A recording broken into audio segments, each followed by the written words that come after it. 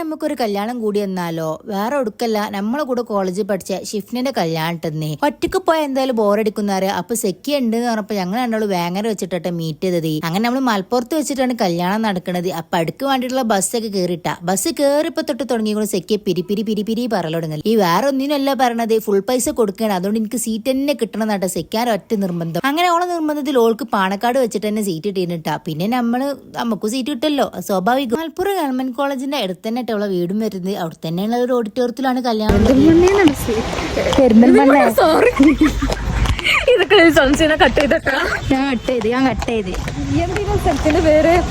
പാണക്കാട്ടിലാണ് seat കിട്ടിയത്.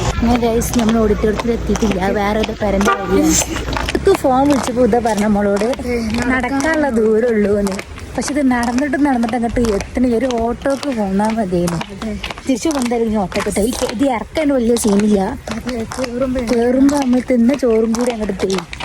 Finally നമ്മൾ ഓഡിറ്റോറിയത്തിൽ എത്തിയിട്ടുണ്ട്. അപ്പൊ ഷിഫ്റ്റിന് ഫുഡ് കഴിച്ചുകൊണ്ട് പോകണം. അപ്പൊ പിന്നെ നമ്മൾ ഫുഡ് കഴിച്ചിട്ടാണ് നേരെ ഓഡിറ്റോറിയത്തിന്റെ ഉള്ളിലേക്ക് കയറിയിട്ടാ. പിന്നെ ഓളൊക്കെ കണ്ടതിന് ശേഷം കുറച്ച് കഴിഞ്ഞപ്പോ നമ്മൾ ഉദ്ദ, അതുപോലെ തന്നെ റഷ്യന്റെ അമ്മ ഷംസു ഓലൊക്കെ വന്നിന്. ഉദൻ നമ്മളെ കണ്ടപ്പോ ഇങ്ങോട്ടൊക്കെ വരാണ്. പിന്നെ ഷംനിയും വന്നിട്ടോ. ഞങ്ങൾ കുറച്ച് ആൾക്കാർ മാത്രമായിട്ട് കല്യാണം അറ്റൻഡ് ചെയ്തിട്ടുള്ളൂ. ഷിബിലുണ്ട്, നവാസ് ഉണ്ട്, നെവാനുണ്ട്, എല്ലാവരും ഉണ്ട്. ഇവരൊക്കെ വീഡിയോയിൽ വരരുത് എന്നിട്ട് എന്നോട് പറഞ്ഞിട്ടുള്ളത്. പിന്നെ നമ്മളെ കേക്കത്തല വരെ നമ്മളെ നവാസാട്ടാക്കി തന്നത്. പിന്നെ അവിടുന്ന് ഇങ്ങോട്ട് നമ്മൾ പോകുന്നത് ബസ്സിനെട്ടാ. പിന്നെ ഒരു സോഡ കുടിച്ചാലേ റാത്താവുള്ളൂ. അത് കഴിഞ്ഞ് നമ്മൾ നേരെ പെരീക്കെത്തി. പിന്നെ ഒന്നും നോക്കിയില്ല, അങ്ങോട്ട് ജിമ്മ് പോയി. കാരണം നീ ബിരിയാണി ഒക്കെ കഴിച്ചതാണ്, അതൊക്കെ ഇങ്ങോട്ട് തീർക്കണേ. അപ്പൊ ജിമ്മ് വന്ന് നോക്കിയപ്പോ എന്താ അവിടെ പോത്ത ചക്ക. പിന്നെ 2 അതും കയറ്റി ഉള്ളിക്ക്. പിന്നെ ഇന്ന് നമ്മൾ ജസ്റ്റിനട്ട ചെയ്തിട്ട് അത് കഴിഞ്ഞ് നമ്മൾ കുറച്ച് ഫ്രൂട്ട്സ് കാര്യങ്ങളൊക്കെ വാങ്ങി നേരെ പെരീക്കുന്നു. അപ്പൊ ഇന്നത്തെ വ്ളോഗ് ഇത്രയുള്ളൂ. എല്ലാവർക്കും ബൈ.